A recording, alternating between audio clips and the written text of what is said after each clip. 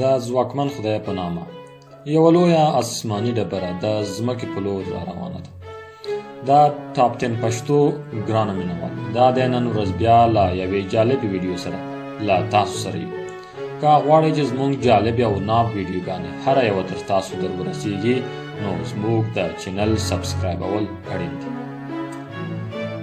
یوه لویه آسماني ډبره د ځمکې په لور را روانه ده.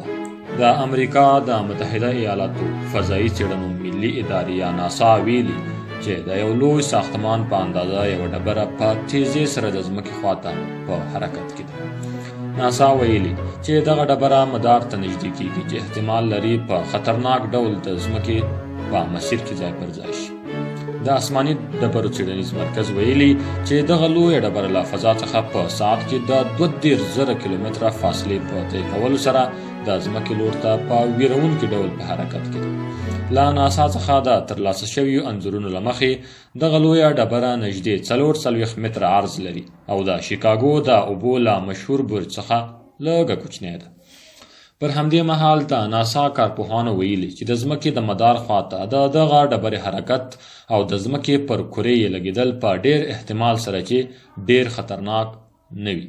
د ناسا کارپوهانو همدارنګه وړاندوینه کړې چې دغه لویه ډبره د ځمکې فضا ته په داخلېدو سره اور اخلي او د یو لوی آسماني چاودنې لامل ګرځي. کارپوهانو ویلي چې دغه ډبرې د چاودنې څخه د رامنځته شوې انرژۍ د فضا خواته تللې او د ځمکې له فضا څخه بهر کیږي.